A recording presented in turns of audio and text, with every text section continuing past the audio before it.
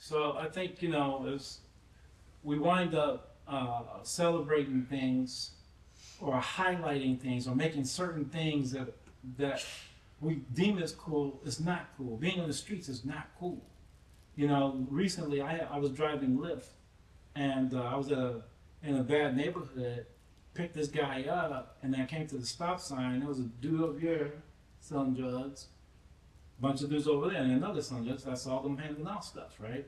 So I see another group of guys, like 3 or 4 guys over here, but then all of a sudden they're looking at me because I got the tinted windows, and they're like looking and looking and looking, and they started to converge on me. Okay, it started to get real. Now, what's cool about this situation? Tell me, what's cool about this? What, I can talk my way out of it real cool, and I can go back to my, see, when I used to get surrounded, I used to talk, had to be quick on my feet, had to be witty. You know what I mean? So that's what we're highlighting. You know what I mean? Or the fact that I had to pull out the gap, and I was ready, I was in position, I was ready to move, I was ready to do my thing. I mean, that's what I'm highlighting. Highlighting the fact that, okay, these guys, or I had to sell stuff and had to run for my life, or I got this gunshot here and this one over here, and that makes me hardcore. Come on, man, we're celebrating, we're highlighting, we're emphasizing the wrong thing. And symptomatic. Well, as our brother put it, we highlight a mindset of survival and not a mindset of thriving, right? And this whole thing of excellence. And that's the thing that becomes very detrimental, and especially like right now, because again, going back to exposure, having had the opportunity to go to different Arab countries, because when I first became Muslim, I was told we don't sing, we don't dance, we don't do plays, we don't do anything, we just follow Quran and Sunnah, and it just sounds so bland. Yes. It just seems so lifeless. And I often wondered, how long am I going to be able to handle this? Because, I come from, I lived in Chicago. Chicago is where I call home. I'm a house head. I love house music.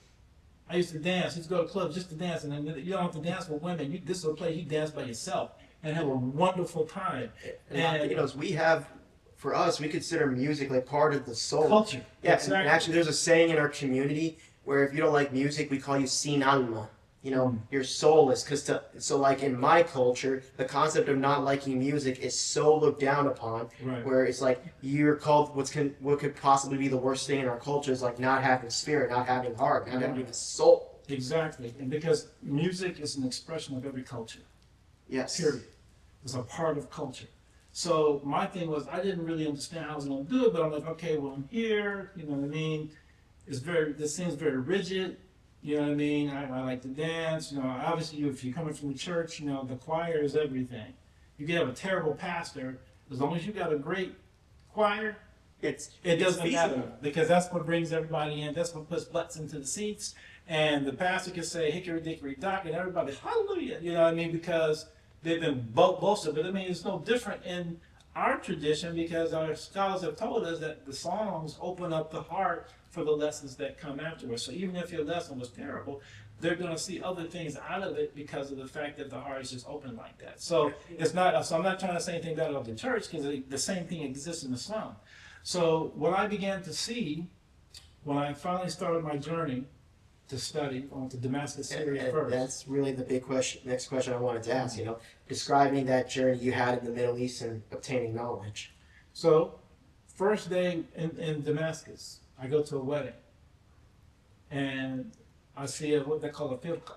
That's a music group. Yes. And they're playing the dust, and they're singing. I'm like, what is this? I was like, astaghfirullah. You know what I mean? Because everybody had told me this was haram. We don't do this in Islam. I'm seeing the singing, and they got the drums, and it's sounding good. And I'm like, and I'm getting moved, I'm getting stirred. I'm like, astaghfirullah. And you think, like, this is the Middle East. But not just that. There were scholars everywhere in the room. I mean, we were outside, and there was the scholars sitting there. I mean, there was a whole, like, three rows of scholars, of big scholars of Damascus. And I'm like, not one of them said a word. So I'm just like, I'm sitting in my mind saying astaghfirullah, but then I look at the scholars, and they're, you know what I mean? And I was like, wait a minute, what's this? Right? Let me jump over to Yemen. I get to Yemen, I see movement. Men grabbing hands and kind of, they got a little smooth little flow there with when they're listening to the drums and stuff like this. The Indonesian brothers getting up and they, whew, beautiful. And the way they were beating those drums, man, I was excited. Yes. I remember one time I got in, I was like, yo! I just screamed out. They were like, whoa, whoa, calm down, Jamal. You can't be getting crazy. I was like, okay, I'm sorry, brothers, but you know, I'm not used to this. Because Yes. where I come from, they told us we don't do none of this. I saw plays. I heard poetry. Brothers got up and recited Islamic poetry. Right? I'm watching the Islamic poetry slam. You know what I'm saying? They got up. They don't call it a slam, but that's what we call it. And this is what I'm saying. I watched 3 plays. One night, 3 different plays. And also participated in one. I started seeing, like I said, the songs and the dancing and the music, and then I started going around seeing the Islamic art. We call it calligraphy, but that's still art. You see the buildings, that's art. That architecture is art. You look at the designs that you see on the carpets and all these different things, it's art. Yes. So all of these things you're starting to see. So I'm saying these people lied to me. They lied to me. Because you're seeing it in the homeland. And they're trying to tell, right, they're telling me we don't do this because they want to see a certain type of Islam. And that's what the biggest problem was. You're trying to make me have an Islam that you want to see based on how you feel Islam should be, not how it truly is. And Gatekeeping it. You know, it was just crazy. So when I started seeing that, now I'm saying, okay, what do we need back at home? You see, this is that exposure part because you don't get to see what I'm saying. Yeah, like establishing a certain you know, American Islamic culture. one that's organic and cohesive, Yes. but still within the off spaces of Deen. So you still see a lot of things, like for instance, we're within the Muslim Black American community, we're really starting to get more Hufaz of the Quran. That's great, but to me, you're just still scratching the surface. We need parties, but see, we're not exposed to parties. We need, we need people who can teach like high levels of fiqh. We're starting to see levels of fiqh. Yeah, sure. We got people. I remember brothers were telling me, why are you going across seas? You can learn this stuff here. No, you can't learn this stuff here. Oh, why are you doing this? Why are you doing that? Then these same people, those same ones asking me questions. Islamically, can we do this? Islamically, can we do that? Islamically, can we do that? What's the Sharia say? Brother, can a non-Muslim be a mahram? Or non-Muslim be a wali? I'm getting all these questions. All of a sudden, same people who were putting me down for going to study, the same people asking me for advice and direction Islamically. You see what I'm saying? So, but we need bigger people. I'm still on the outskirts. If this is the mountain of knowledge of fiqh, anyways, I'm still at the foot of the hill, still trying to make my way up. But there are people who've reached it, and let's put it this way: we need more people that reached it in this country. We need more people who've done this. We need people, tafsir scholars, usul scholars, hadith scholars. We need aqidah scholars. We need linguistical scholars. You know what I mean? We need scholars of ihsan, of tasawwuf. We need scholars in a plethora of areas. Yeah, everybody doesn't be popular. Everybody doesn't have to be known. We just need them. Yeah, Shaykh Nanoui would say, most likely, it's not where the scholars are going to come. You got to go to them. Meaning, like they're mostly going to be the least, actually, virtually unknown. Mm-hmm. You actually have to go to the work to find out who they are, who are the actual scholars. We gotta find them. True enough. And so that thing is, but I guess the point I'm trying to make though is that these are things within our own communities here in the United States that we need to have. And so my obstacle, my problem is that we're not aware of these things. And as I talk about them, sure, Jamal can talk about them, but it doesn't mean anything until I see it. You see what I'm saying? Until I see what a real, like, for instance, when I first became Muslim, I got duped by a lot of people I thought had knowledge, who really didn't have knowledge. You know what I mean? If they were asking me for money, I would have given it gladly, because I needed some help. And would have been getting scammed every time. It wasn't until I met Sheikh Nur Hamid Keller, and at that time he wasn't Sheikh Nur Hamid Keller, he was just a translator, right? Because he did Umdat al-Salik, Reliance of the Traveler, when I first met him. And he was the first person of real knowledge that I had ever met. And after that, and then what was funny was he gave me his business card. Man, I was calling this man every day. I mean, literally every day. He's the one who told me I should come study Dean. And he's the reason why I wound up going to Damascus. His wife said to me, because I was like real skeptical, I wanted to go into law. You know, I wanted to go to law school and do my thing that way. And she said to me, she said, Jamal Dean, if you are trying not to go and study because of some worldly pursuit, when Allah has opened up the door for you to learn something of your deen and you reject it, know that everything in your life will fail. So when I heard that, I even had a guy, I told this, and I was talking to one of my coworkers, he's a Christian dude, and I said, I'm not sure if I'm going to go. He says, man, if I had that opportunity, I would go. I said, why did you say that? He said, because I feel like if I didn't go, God will punish me. So I have those two things. I said, well, I'm going. That's confirmation. And that's so what led you to like that journey, that time in the Middle East, and like when you came back and you recognized that there was that need, and like as much as you would like to help, you also notice your own shortcomings, and it's like we need more of these like real deal people of ilm to be here, and like Sheikh Ninawi is, and we have Sheikh Ninawi, we have Sheikh Hamza, and like they're all Hamza Yusuf and Zayd Shakir and like others, and they're great, but it's like we need more. Right. And then there are a few that exist: Sheikh Jihad Brown, Sheikh Musa Ferber, Sheikh Ubaidullah, Sheikh Tahir. You know, we've got Sheikh Amin Muhammad. We've got a lot of people. Sheikh Abdul Yahya, Sheikh Yahya Rodas. Yes. You know, Sheikh Amjad Tarsan, Yusuf Welch. Hakan Mureed. You're right. Umar. You have Shoaib Webb. I mean, Sheikh Tom. You've got a lot of brothers that are here. You know what I mean? Sheikh Abdullah Zuru. So we've got people. We just need bigger polls. Yes. I guess what I'm getting at. You know, my first year in Damascus was very difficult because I was just at Aleph Bat Tas stage. And I was still a very new Muslim. I hadn't really explored Quran, didn't know much about Hadith, didn't know much about anything. Had just really started dabbling into fiqh by way of reading that the Sadiq, realized the Traveler. And, you know, the school I went to wasn't conducive for people like me. That's how I felt anyways. They were for people who already had some studies or some type of Islamic courses elsewhere. So it's kind of like we're trying to refine what you already have. That's what it felt like. It wasn't for someone who's like brand spanking new. Or it could have been that it was for brand spanking new people, but the number of people that I was with, because we had 85 students in one class. Yes. And the thing is, most of these guys are coming from traditionally Islamic countries. You know what I mean? Even Russians. You know, the brothers from Dagestan and Chechnya and Russia itself. You know, these brothers have had Islam in their families for like 200-300 years. You know what I mean? So they've got Islamic culture, whereas I'm just still this new guy. So it was very difficult for me, and even linguistically it became difficult because of being new, also because of not wanting to be exposed as not knowing. I never asked for the help that I needed. That was a major obstacle. I never asked for help. You know, I just left it to myself because I felt it would be embarrassing for people to know I didn't know. Like, you know, we used to go to these gatherings at American brothers' homes, and they'd be like, all right, everybody's going to recite a hadith, or everybody's going to recite their favorite ayah of the Quran. I don't know the Quran like that.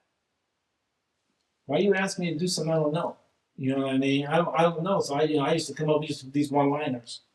You know what I mean? And, oh, you're just trying to be slick. No, what you didn't realize is that's all I knew.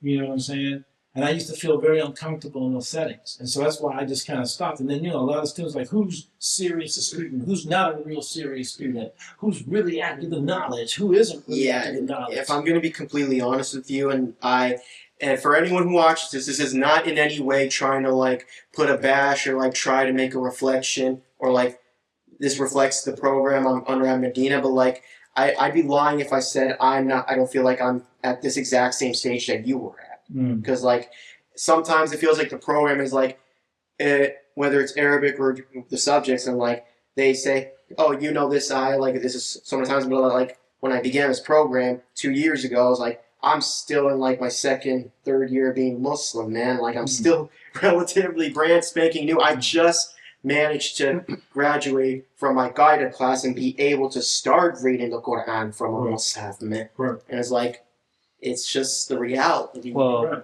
how do you think I feel when I'm around you and Andy? I don't go to class with y'all. Everything I've ever learned is the books Brother Adel gave me, talking to brothers like Brother Jamal, talking to you, talking to Andy. That's all I got.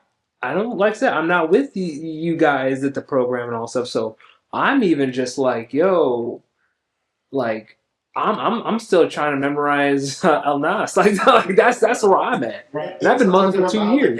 When I see you guys reciting Surah Yasin, like if you've done it a million times, and it's like I work my butt off to just try to keep up. Well, I'm gonna say this. One of my friends, his name is Rashid Amjad, lives in England, Birmingham, England.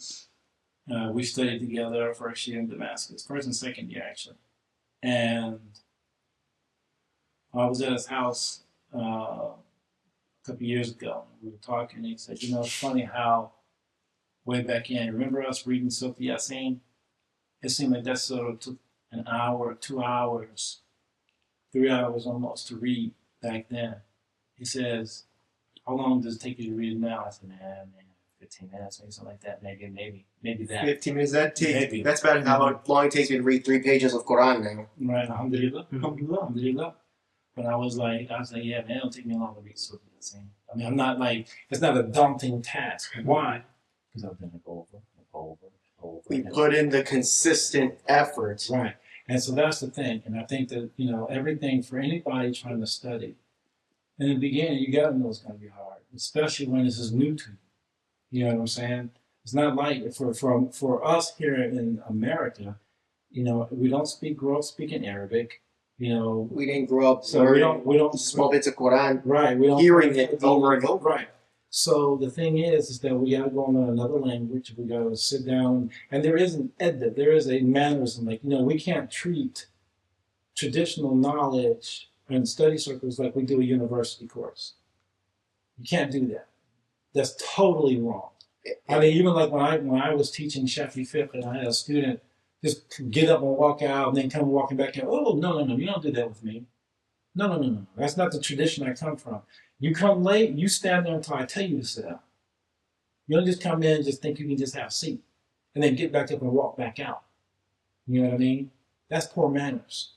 That's poor manners to the teacher. That's poor manners to the knowledge itself. You know what I'm saying? So if I'm taking time to prepare and make sure everything's ready, you should be there before I get there. And even if I'm late, you're still there waiting on me till I show up. And then when I get there, then we get started. I feel cooked. You just go get up and go get you something to drink. You know what I mean? You ask, can I be excused? You know what I'm saying? And that's also kind of part of our problem. We think we can just treat this like it's a university course, and it's not. I don't care if you got tables and chairs, it's still not. Or you sit on the floor like we are now. It's still not a university course, and you can't treat it. Yeah, and that was something that really frustrated me and caused a split between me and my classmates this year in particular, where I'm not going to name them, I'm not going to call them out, but some classmates I've noticed are doing that. They treat it, and when I read the student handbook, what was expected of us and how we were supposed to act, I took it upon myself to really take it seriously, and some of them mocked me for trying to take it seriously. Well, here's the first thing. You read the handbook. Most students are not reading the handbook. They got it. This one right over here. They might have skimmed through it, perused it a little bit, but they put it over here. You read it. So therein lies the difference. So, but anyhow, through that journey of study, like I said, things were kind of rough for me in the beginning. It got to a point where one of the brothers said, I will tell him to talk to him about me leaving and going to Yemen. And he was like, the first thing he said, man, I was about to tell you, you need to go back to America and get a PhD. I didn't even think that going to another place to study might be better for you. He was like, basically, this is not your thing. Maybe you're better, you're an intelligent guy. Maybe academics is more your thing than Islamic studies as it is. You know what I mean? And that hurt. But at the same time, I can't put blame on everybody else because like I said, I didn't reach out to people to ask for help because I was embarrassed. because I was afraid of. Everybody knew I didn't know. So what am I trying to hide it for? You know what I mean? So that's the sad part. You know what I mean? So you think you're hiding something that you're not. It's like the king with new clothes. He's walking around butt naked. Now he knows he's naked, but he's trying to pretend like he ain't naked because he thinks he ain't naked. He's thinking everybody else is gonna see me wearing clothes, and if you don't, you're a fool. You know, it just doesn't work like that. Everybody sees you naked, so you're exposed either way it goes. You know what I mean? And that's something that I couldn't. It was hard for me to reconcile. But when I left and went to Yemen, that's where things were different. And then I started asking for help, and I said I need help. Now, I had to find help in a lot of different ways because, one of the things I thought was amazing when I was in Damascus, talking about the Russian brothers, there was myself and a Turkish brother and a brother from the Russian area. I think he was Dagestani. We were all struggling in our class, our second year class. And I had to go up to the dormitories to get something from one of the Dagestani brothers who used to sit right behind me. And we were all real cool. Me, him, and this other brother from England, and Salim. We were really, really good friends and everything. And so I had to go up there to get something. And when I got up there, I noticed that the young brother who was struggling from Dagestan was sitting in the middle of the circle. Like they had him surrounded. And they were drilling him, drilling him, drilling him, and drilling him. You know what I mean? And I was like, and I asked the guy, I said, man, is he in trouble? Why'd they get him in the circle like that? You know, they didn't beat him up because they would get, they're kind of like rough guys. They're not, their hearts are soft, but they're exterior, like really, like these guys are like, one guy was sitting in, guy was laying on the floor, the guy was at his desk, and he was just doing his work, and he looked, did this, looked. I turned around, and heard boom, boom, boom, boom. This dude had jumped on this guy, and they just got to wrestling. And it's not that they had a problem with each other, they just started wrestling. And the other guy was like, hey man, check out my new kick. And kick a guy in the mouth. And you'd be like, oh, that was a good one. Check this one. Wow. You know what I mean? And that's how they just did things. They were just some rough dudes. You know what I mean? I love them. Love them brothers. But It sounds awesome. They were just some rough guys. But I asked him, why he's in the circle, because I'm wondering what they're going to do to him. He said, no, they're drilling him with all their assignments, the class assignments. They said they're making sure that he knows. We have this, he said, we have decided that we're not going to allow anyone from our country to fail this program. So he's getting it because he's going to learn.